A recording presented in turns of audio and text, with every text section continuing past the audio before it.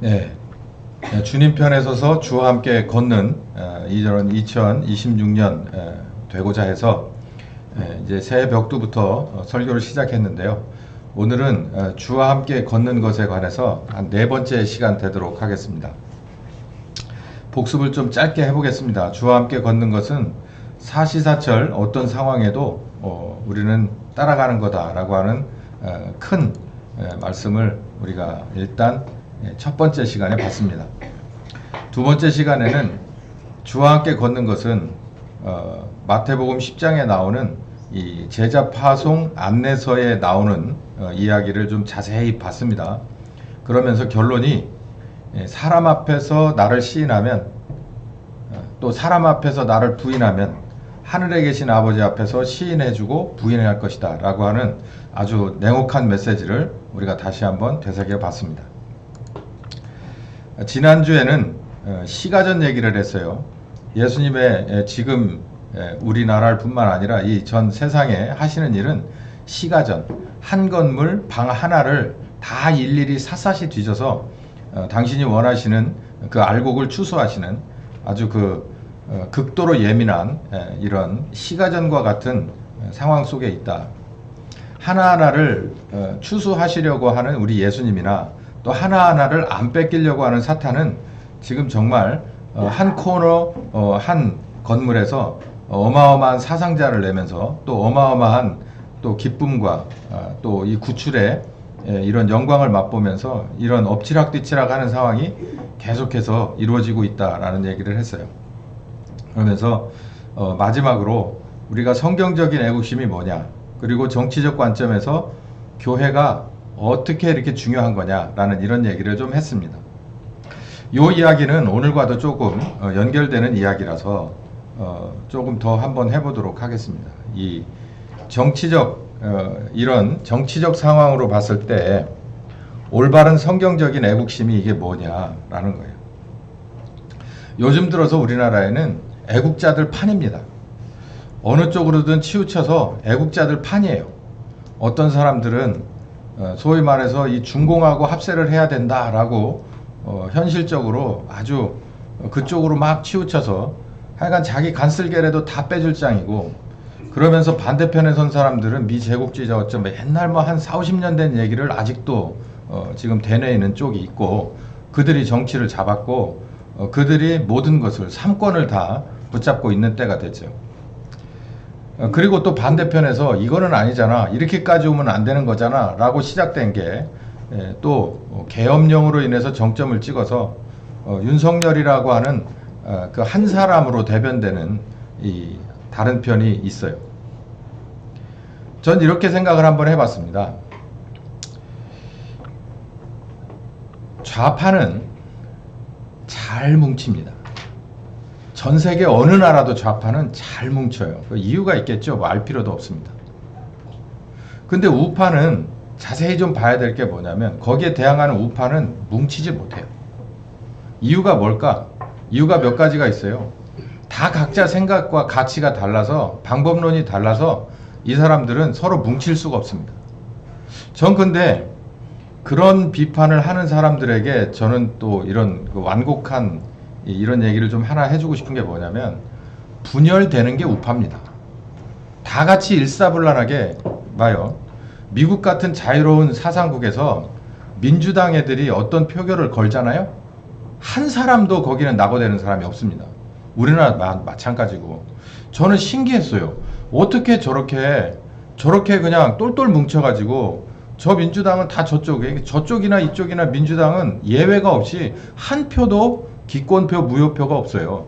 근데 공화당은 이건 참 아슬아슬하게 또 아깝게 반대표가 있고 거기 무효표들이 나와요.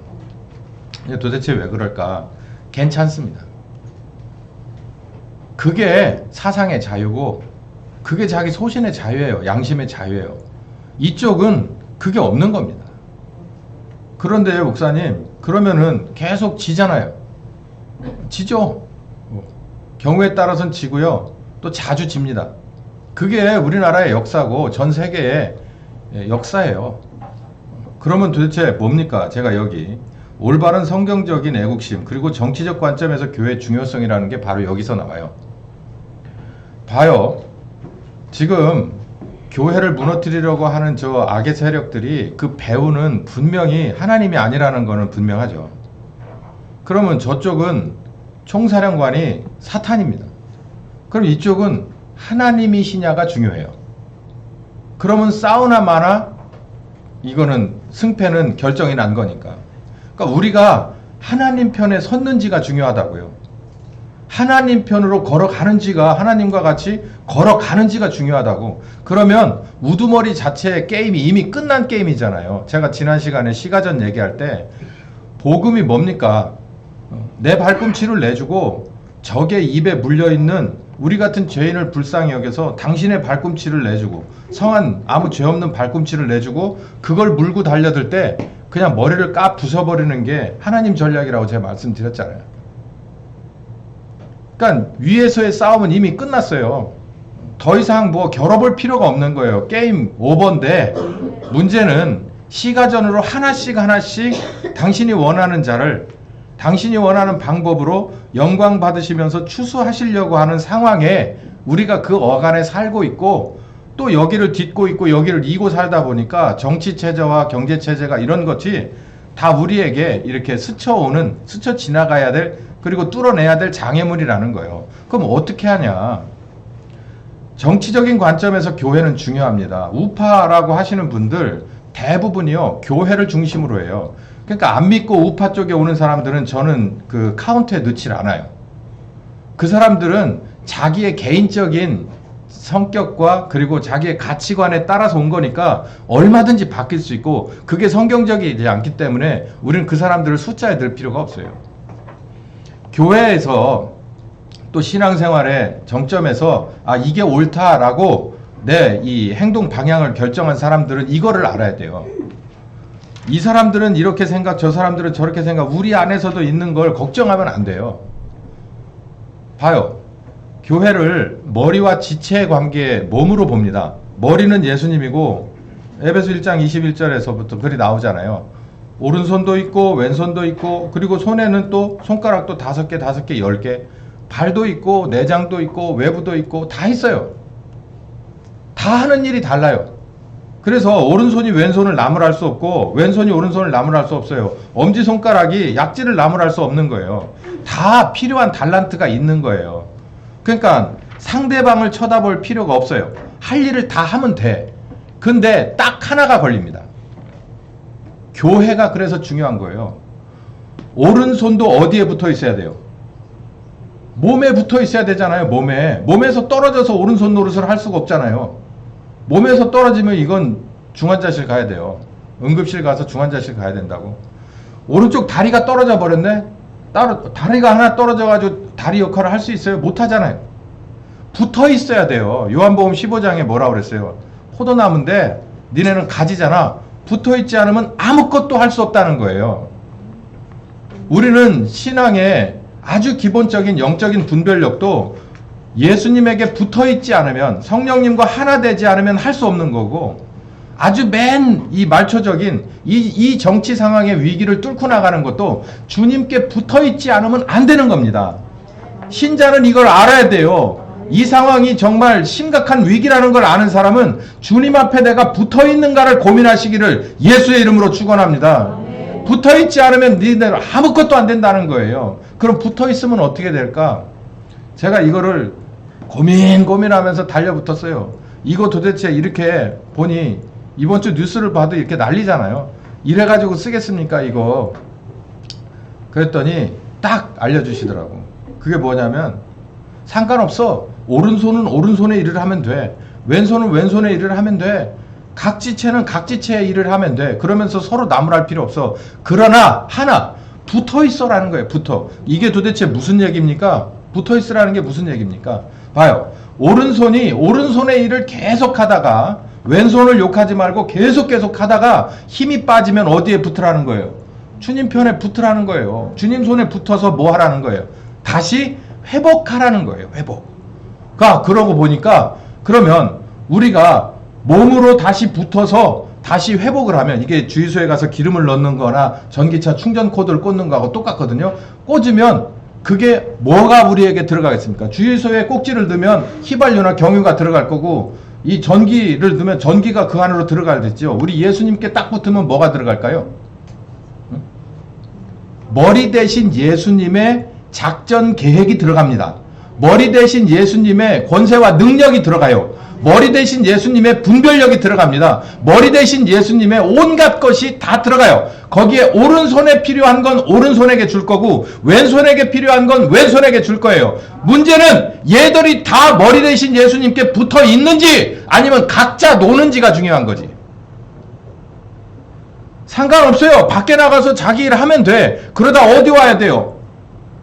예수님에게 와서 붙어야 돼. 우리가 이렇게 교회를 오는 것처럼 아주 기본적인 거잖아요. 주일날 최소한 교회를 와야지. 성령님하고 무시로 기도하고 붙어있는 건 그건 기본이고, 신자로서 주일도 못 지켜가지고 나라를 어떻게 구하냔 말이지. 그거 하나도 못하면서 어떻게 나라를 지키냔 말이지.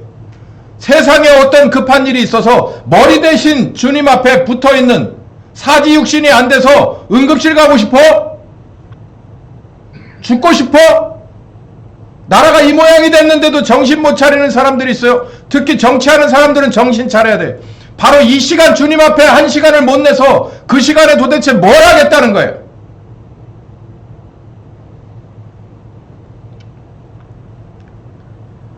진정한 애국심은 예수님께 붙어있는 아주 지극히 평범한 신자에게서 나옵니다.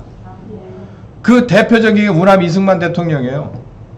우남 이승만 대통령의 열매가 어마어마하죠. 뭐 공과 어쩌고 하는데 다 필요 없어요. 그분은 한성 감옥에서 우리 예수님에게 찰싹 달라붙어서 그분이 주님의 부르심을 받는 마지막 순간까지 떨어지질 않은 분이에요.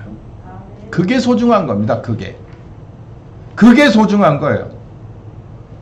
진짜 애국심은 바로 거기서 나오는 걸 믿으시길 바랍니다. 오늘 요 얘기를 좀 할 거예요. 주와 함께 걷다 네 번째 시간, 세계명 세율법. 네가 사랑을 받은 만큼 사랑해라. 믿음에 파선한 사람, 중도에 포기한 사람이 간혹 있었던 것 같아요. 제자들이 그랬습니다. 예수님 부활하기 전에 마태복음 26장 56절에 다 버리고 도망갔다고 그랬어요.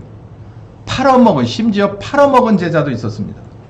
다 도망가서 하나도 빠짐없이 싹 다 도망갔다고, 다 예수를 버리고 도망갔다고 얘기했어요.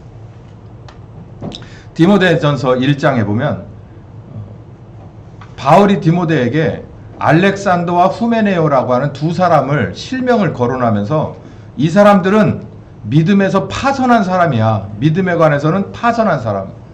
실패했다는 얘기죠. 배가 가다가 파선하면 가라앉잖아요. 이 사람은 끝난 사람이야 이거예요. 다시 돌아올 수 없는 길을 갔어 이 얘기죠. 이게 중도에 포기하는 게 있네. 신앙생활에 중도에 포기하는 경우가 있구나. 구약에도 있습니다. 구약에도 보니 엘리야와 엘리야의 제자들인데요. 여러분 엘리야의 제자들 하면 여러분은 조금 의문이 있을 거예요. 엘리야의 제자는 엘리사가 아니냐 이렇게 생각하는데, 엘리사가 맞습니다. 근데 엘리사 이전에도 제자들이 꽤 수백 명 있었던 것 같아요. 여기 보면 일단 여기 50인이라고 하는 사람들이 여기 딱 특정돼서 나오고, 이 전에 보면 이제 이 엘리야가 보통 사람 아니잖아요.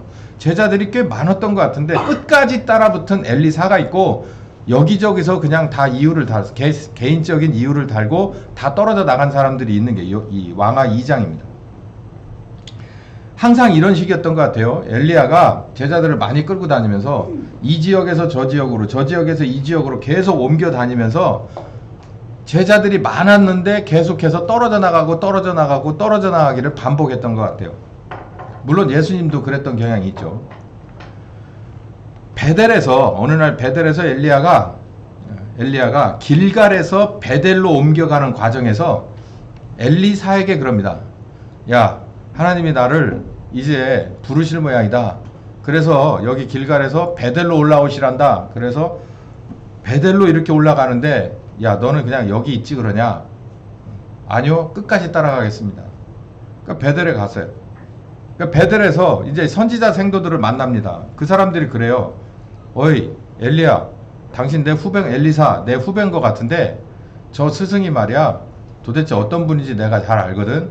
그냥 포기하고 그냥 여기서 그냥 머물지 그래. 이 정도 따라다녔으면 이제 알 거 다 알았잖아. 졸업하지 그래. 이런 성도들이 베델에, 이 제자들이 베델에 있었어요. 나는 끝까지 따라갈 거야. 그래서 이제 엘리야가 다시 길을 나섰습니다. 그래서 베델에서 어디로 가냐면 여리고로 떠납니다. 그러면서 그래요. 나 여기서 이제 또 부르셔서 여리고로 갈 건데 따라올래? 따라오지 말고 언간하면 그냥 여기 있어라. 끝까지 따라갈래요. 그래서 따라 붙었어요. 여리고에 왔더니 또 여기도 선지생도들이 또 있는 거예요. 얘들이 또 그럽니다. 그냥 이쯤 하면 졸업하지. 예. 나는 절대로 떨어질 수 없어. 그래가지고 어디로 가느냐면 요단강 앞에까지 다시 가요. 요단강 앞에 가서 어떻게 됩니까? 요단강이 이제 갈라지고 넘어가서 엘리야가 이제 산채로 병거를 타고 올라가죠. 이제 그 과정에서 이렇게 몇 군데의 고비가 있는 거예요. 그러면서 보세요. 이 요단에 딱 섰을 때, 우리 그냥 안 믿는 사람들도 그러잖아요. 요단강 건너갔네 이러잖아요. 요단이라고 하는 것은 항상 성경에서 이 요단강이라고 하는 건 비포와 애프터입니다. 극적인 상황이에요. 홍해도 그렇지만 요단도 마찬가지예요. 여기에서 이러던 사람이 이렇게 바뀌었습니다. 혹은 이런 상황으로 다시 패러다임이 바뀌었습니다 라고 할 때, 판이 바뀌었습니다 라고 할 때 요단 주로 많이 쓰는데, 요단에 섰는데요, 선지생도 50인이 뭐예요? 멀리, 여기서 멀리 하면 여러분 막 이게 버퍼링이 뜨지 않습니까? 성경 어디에서 멀리, 멀찌감치가 또 하나 있죠. 그 누굴까요? 멀찌감치 누구냐 얘들아? 멀찌감치 따랐다가 누구 있지? 신약에서 예수님 잡힐 때 누가 그랬어? 베드로가 그랬지. 베드로가 멀찌감치. 딴 놈들은 다 도망갔는데 따라가긴 했는데 가까이는 못 따라가고 멀찌감치 따라갔다 그랬지. 여기도 멀리 서서 바라봐요. 50인이나. 결국이 어떻게 되나 보자 이거지. 그러니까 여기서 제가 이 본문을 가져온 것은 뭐냐면, 주와 함께 걷자고 해놓고도 그냥 처음에는 열심히 특심해가지고 가다가 중간에 이렇게 그냥 배터리 방전이 쉽게, 이런 겨울철 그냥 전기차처럼 쑥 빠져가지고 그냥 풍선 바람 빠지듯이 빠져서 그냥 훅 주저앉는 사람들이 신구약을 막론하고 있다라는 거예요. 이게 이래서 되겠는가라는 얘기죠. 그렇게 되는 이유는 가다가 중간에 그냥 방전돼 버리고 그냥 거기서 그냥 주저앉아서, 여리고에서 주저앉아서, 베델에서 주저앉아서 엘리야를 끝까지 따라가지 못하는 이유는, 또 알렉산더와 후메네오처럼 바울을 끝까지 따라가지 못하는 이유는 뭐겠냐? 이게 바로 오늘 제가 여러분에게 중점적으로 드릴 바로 사랑의 계명입니다. 이름하여서 내가 사랑하는 만큼 사랑해라.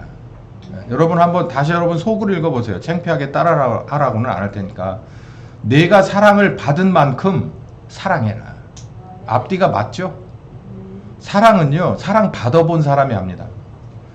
우리 남편은요, 내 아내는요, 엄청 말수도 없고 뭐하고 뭐 그래요. 그게 좋은 게 아니에요.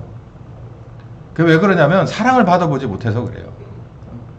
가족끼리 앉아가지고 단란하게 있었던 일을 다 말하는 시간이나 이런 게 자주 있는 사람은 계속 빅마우스가 될 수밖에 없어요. 뭐 그게 좋다 나쁘다를 떠나서 그렇게 경험을 어렸을 때부터 못 해봤잖아요. 그러면 나이 먹어서도 못합니다.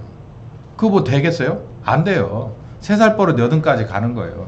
어렸을 때부터 어떻게 자랐느냐 되게 중요하듯이 사랑도 받아본 만큼 사랑하는 겁니다.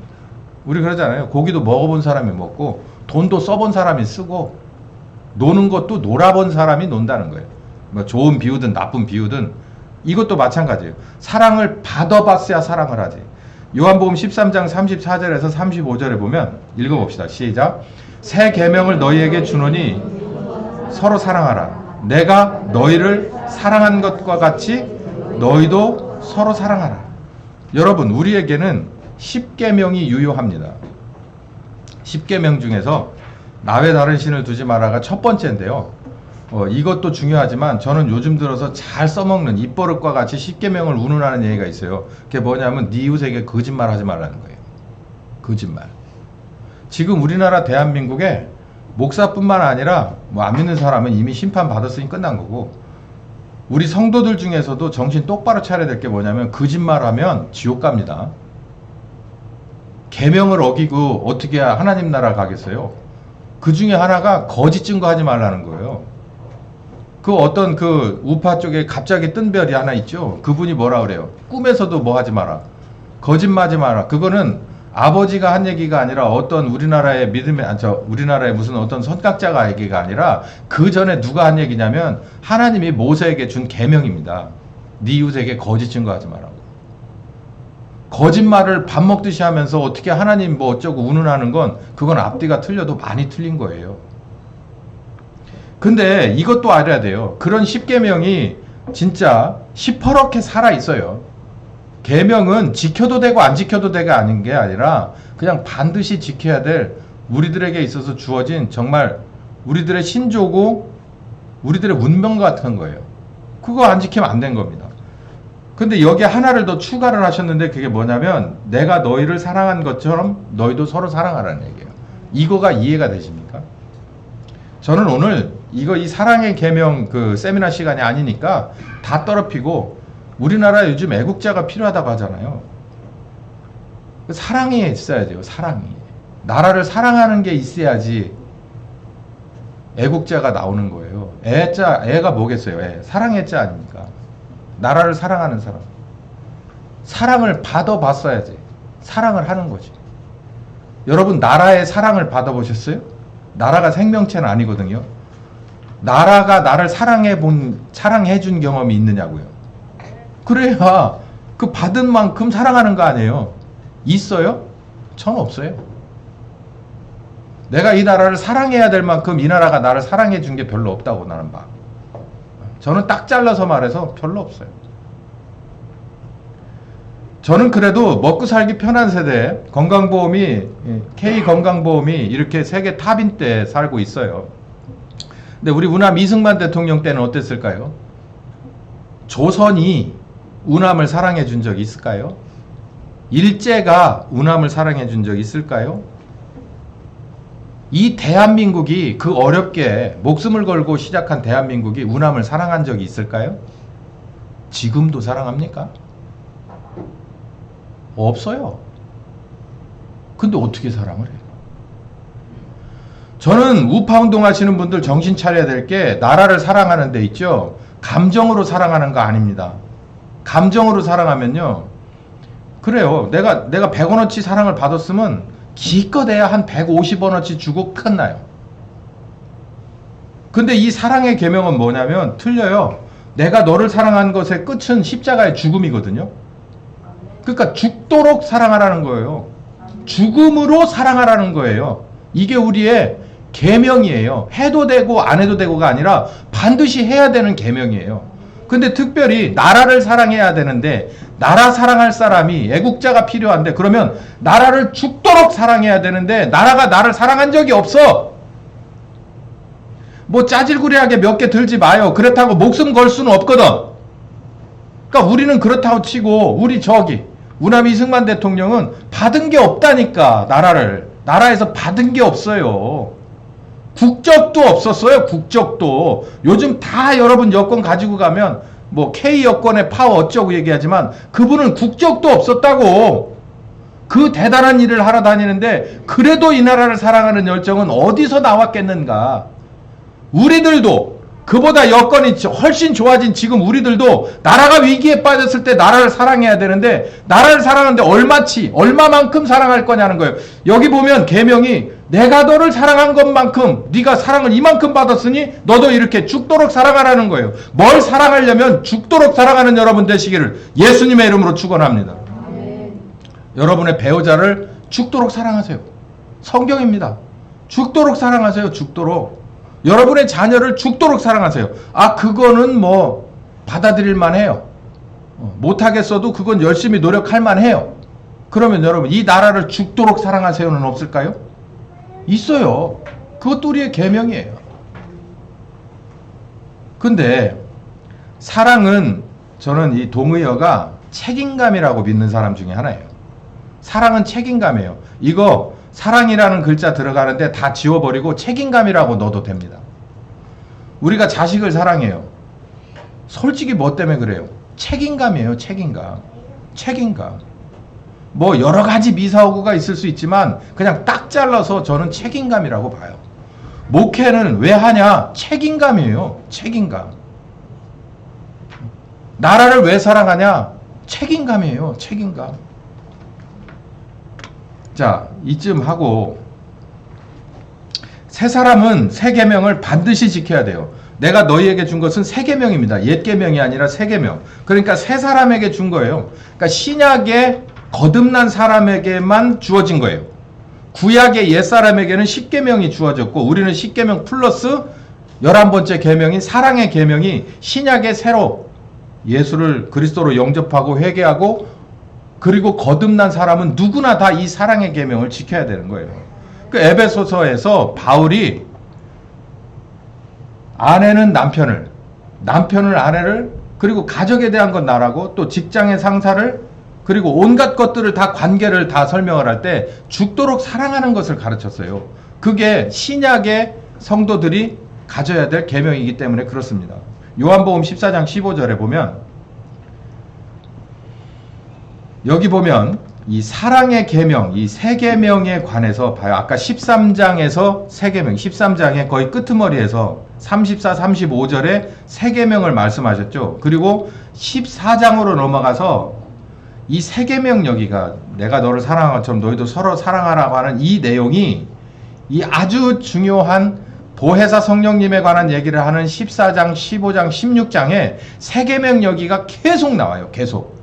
그러면 여러분 성령님이 너희에게 오셔서 너희를 돌봐줄 거야, 너희를 가르쳐줄 거야, 너희를 인도할 거야, 너희와 함께 나를 증거할 거야, 이런 얘기를 계속 아주 중요한 얘기를 하는데 왜 그 중간중간에 이 햄버거 패티 들어가듯이 여기에 소스 발라지듯이 사랑의 계명 얘기가 계속 들어갔을까요?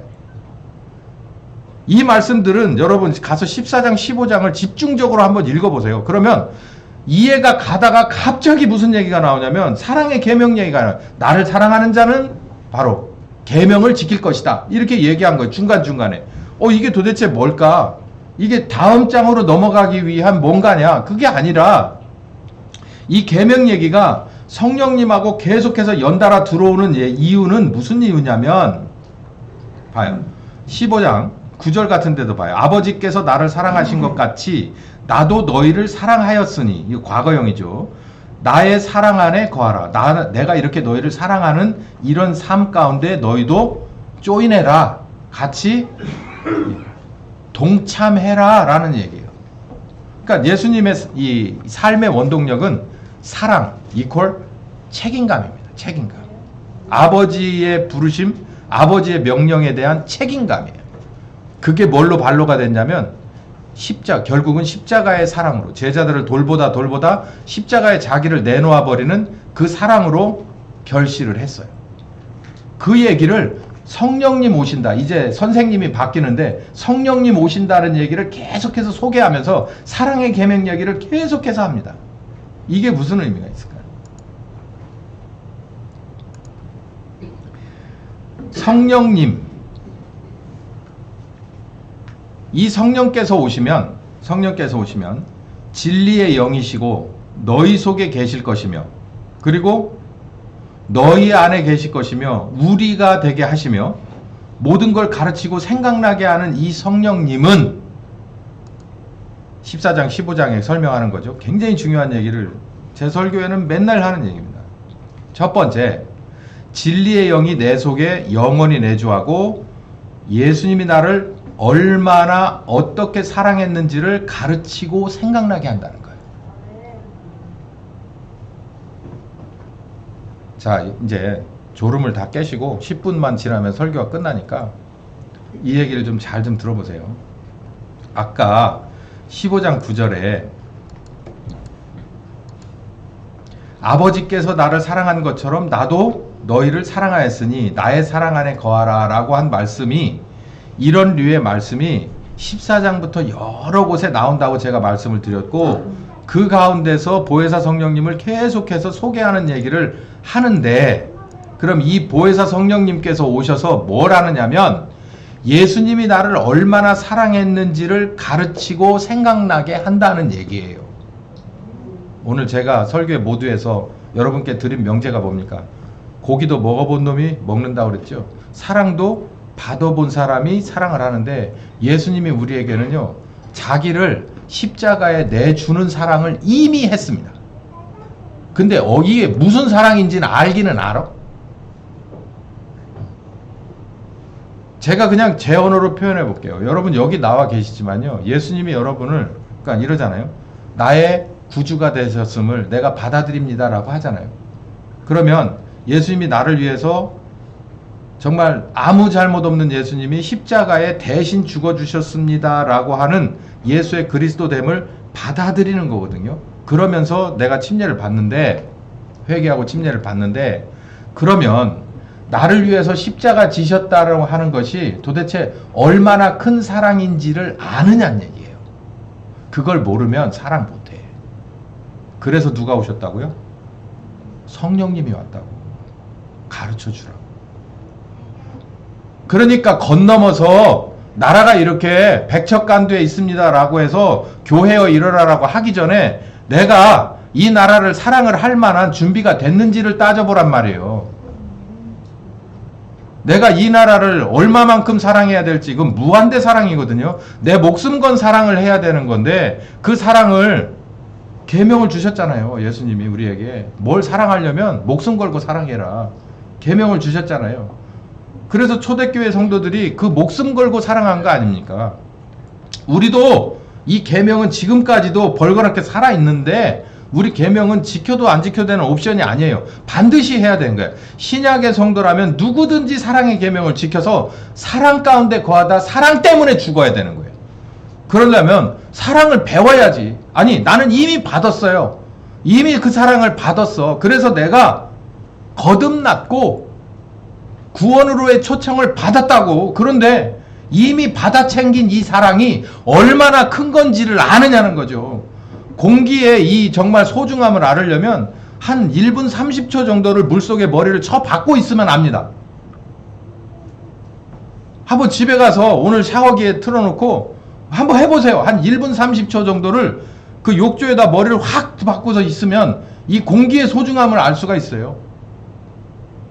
더군다나 이 깨끗한 공기의 소중함은 정말 이 더러운 공기 가운데서 저 어디 산속 깊은 곳에 피톤치드 가득한 곳에 들어가서 냄새부터 다른 골짜기 오솔길을 한 30분 정도만 걸면 알 수 있습니다. 몸이 벌써 느끼잖아요. 우리가 이거 피톤치드 가득한 정말 밀도 높은 산소보다도 훨씬 더 우리들의 영적인 그리고 인간적인 생명의 무궁한 생명의 능력, 그 은혜를 이미 받아 챙긴 지가, 예수 믿고 내가 내 죄를 고백하고 거듭난 지가 벌써 10년이면 10년도 넘었고 20년도 넘었고 30년도 넘었고 40년도 50년도 하다 보니까 나라가 이렇게 생겼는데, 이제 와서 뭘 사랑한다고, 네가 뭘 어떻게 사랑할 건데 라고 봤더니 내가 그냥 내가 뭐랄까 인간적인 뚝심으로 한번 해보지 뭐. 나 원래 이런 결단력이 있는 사람인데 이런 거 가지고 나온 사람들은 들어가시라고 나와 돌아다니지 말고,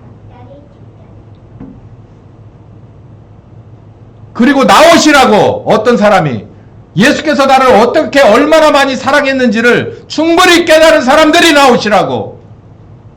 목숨 걸고 내가 이 나라를 사랑하는 것이 예수님이 내게 원하시는, 그리고 내게 명하신 계명이 맞다고 충분히 공감하고, 그리고 결론을 내리고 준비되고 결단한 사람들이 앞으로 나와야지, 이도저도 아닌 것들이 나와가지고 웬만큼 하다가 뒤로 물러갈 것 같으면 나와서 뭐 하겠냐고.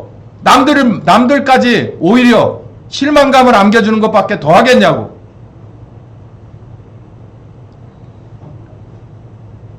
우리는 이미 너나 할 거 없이 신약의 성도는 받을 만큼 다 받았어요. 그 사랑을. 예수님의 생명을 선물로 받았다고요. 그 사랑을 받았어요. 얼마나 더 큰 사랑을 받아야 됩니까? 성령께서 오셔서 알려준다는 거예요. 우리 속에 계시면서 네가 지금 받아 챙긴 그 사랑이, 그 은혜가 어떤 건지를 가르쳐 준다는 거예요. 이런 얘기 있잖아요. 부모의 소중함은 돌아가시면 안다. 그게 뭡니까? 눈앞에 있을 때는 몰라요. 그러다 이제 아무데도 찾아볼 도리가 없으면은 그 다음부터는 하나씩 하나씩 절실하게 다가옵니다. 그런 거거든요. 예수님도 함께 있을 때는 십자가 지시고 부활한 40일을 가르쳐 줬어도 제자들이 디베랴로 내려가려고 했어요. 나 그냥 원점으로 돌아가서 나 그냥 어부하고 살래. 그냥 이랬어. 사랑의 계명 따위 전혀 관심이 없었다고요. 네가 베드로야, 네가 나를 사랑하냐? 사랑하죠. 사랑하죠. 사랑하죠. 그러면 이 어린 양을, 이 양을 먹이고 쳐라. 다른 얘기가 뭐예요? 사랑해라라는 거예요. 네가 나를 사랑했냐? 사랑이 뭔지 알았냐? 그러면 나에 대한 사랑은 됐으니까 이 아무것도 모르는 어린 양을 좀 먹여줘라. 이것도 사랑이에요. 놔두면 굶어 죽잖아요. 그러니까 저는 먹이를 구할 줄 알고 먹일 줄 아니까 그것 좀 구해다가 이 굶어 죽을 만한, 이거 진짜 그냥 놔두면 죽을 만한 천치 멍청이들을 좀 먹여줘라. 네가 나를 사랑한다면. 그래서 베드로가 미친 듯이 달려드는 거예요. 예? 예수님이 나를 어떻게 해서, 나는 이렇게 배반했는데, 3번씩이나 배반했는데 나를 찾아주고, 이런 것뿐만 아니라 이 어마어마한 것을 성경을 깨닫고 나서 네가 나를 사랑하냐? 이 어린 양. 네가 나를 사랑하냐? 이 양을. 네가 나를 사랑하냐? 이 양을. 그래서 양의 목숨을 건 거예요. 그게 곧 누구에게 목숨을 건 거예요? 예수님에게 목숨 건 거지. 예수님에게. 이렇게 준비되고 나올 수 있는 데가 교회밖에 없어요. 교회 정치적인 그런 위치는 하드코어, 아주 중심에 서 있는 거예요. 오른손이든 왼손이든 어디 와서 리프레시가 돼야 되냐면 교회 와서 리프레시가 돼요. 무엇으로? 우리의 사랑의 계명을, 예수께서 나를 살아가신 그 사랑의 리프레시가 돼서 나가는 거야. 정치하는 사람은 정치하는 사람으로, 대변인은 대변인으로 나가고, 글을 쓰는 사람은 글을 쓰는 사람으로 나가고, 법조인은 법조인으로 나가고, 의료인은 의료실로 나가고, 목숨 걸고 사랑하는 거예요. 예수님이 나를 목숨 걸고 사랑했듯이 내게 맡긴 바로 이 사역을, 오늘 내게 주신 이 과업을 나는 반드시 책임감을 가지고 완수하리라.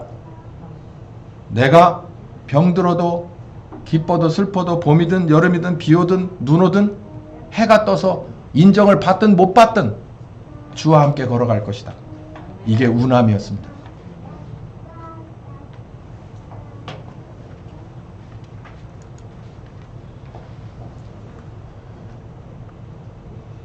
네, 오늘 제가 이렇게 나왔던 말씀들을 다 같이 읽어가면서 해야 하는데, 늘 제가 말씀드렸던 요한복음 14장, 15장의 얘기이기 때문에 여기를 잘 읽어보시면은 제가 드렸던 이 말씀이 있을 거예요. 요거 하나만 저기하고 같이 밥 먹읍시다. 성령께서, 예수님이 십자가에 죽고 바톤 터치를 해서 성령께서 오시겠다라고 얘기한 데가 최초로 요한복음 14장 15장이에요. 그 성령께서 오셔서 하시는 일이 두 가지인데, 하나는 뭐냐면 네가 받아 챙긴 예수의 십자가의 대속의 은혜가 어떤 건지를 가르쳐 주는 거예요. 그러면 성령께서 오셔서 나하고 내 속에 들어오셔서 계시록 3장 21절처럼 문을 열어주고 들어오셔서 먹고 마시고를 오래 한 사람은 오래 한 만큼 뭐라 할까요? 예수님의 사랑이, 나에 대한 사랑이 어떤 건지를 알겠죠? 이게요, 열처녀의 비유 중에서 미련한 것들은 없는 겁니다. 그거는 완전히 그건 의미가 없어요. 걔네들 그냥 자빠 자다가 나중에 깨보니까 뒷북도 못 치는 거예요. 근데 거기서 다 해당하는 기름이 성령님하고의 사이에서 예수님의 그 사랑이, 나를 향한 사랑이 어떤 건지를 알아서 차곡차곡 쌓인 게 그게 기름이에요. 그게 쌓이다 보면, 자, 신랑이 왔다, 너 좀 일 좀 해야겠다 라고 하는 때 일어나서 뭐가 될까요? 열매를 맺고, 그리고 열매에 합당한 일을 하겠죠. 성경은 그렇게 돼 있어요. 예수님의 사랑을 우리가 그냥 이 정도 알아서 안 됩니다. 그냥 예수님이 내 진짜 정말 먹보다도 더 검은 내 죄를 위해서 십자가에 죽으셨대, 그거 가지고 되는 게 아니에요. 내 죄가 진짜 도대체 어떤 건지, 도대체 정말 예수님의 십자가는 도대체 얼마나 나를 책임감 있게 사랑해서 십자가에 갈 수밖에 없었는지에 대해서 목사가 가르쳐 주는 데는 한계가 있어요.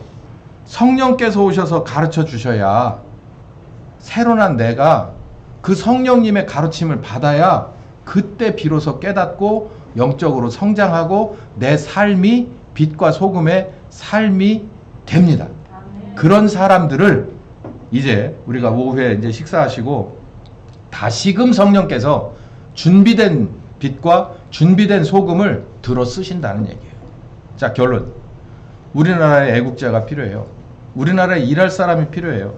교회 가운데서 저는 나올 거라고 100% 확신합니다만 이대로는 안 된다. 보혜사 성령께서 오셔서 모두를 위해서 십자가에 죽으셨다는 바로 그 판도라의 상자를 우리 안에서 열으셔야 돼요. 열으셔서 우리가 알 만큼 알고 깨달을 만큼 깨닫고 내가 버릴 만큼 내가 나를 버리고 다시 얻을 것 얻어서 준비되지 않은 사람들 절대 안 보낸다. 그 사람들 앞줄에 서서 헷갈리게 하는 것 여러분 혼돈하지 말라. 기도하겠습니다. 사랑이 많으신 아버지, 얼마나 사랑이 많으시면 자기 아들을 십자가에 내줍니까? 아브라함도 자기 아들을 하나님 앞에 내놓고서야 인정을 받았습니다. 우리도 먼저 하나님의 아들의 십자가 대속의 은혜를 먼저 받고 이제 성령님이 가르쳐 주시고 이끌어 주시는 대로 그 사랑이 얼마나 큰지를 알고 이제는 아브라함과 같이 우리 스스로를 제단에 올려놓을 수 있는 헌신의 사람이 다 되게 하여 주시옵소서. 지금은 우리 주 예수 그리스도의 은혜와 아버지 하나님 극진하신 사랑하심과 성령님의 교통하시는 역사가 이 말씀 따라서 내 안에 오신 성령님과 내게 이미 주신 예수님의 사랑을 끝까지 파고 또 파서 내 피가 되고 살이 되어 모든 것 주님 앞에 내놓기로 작정하는 10년과 가정과 교회 후에 함께 하시길 예수님의 이름으로 축원하옵나이다. 아멘.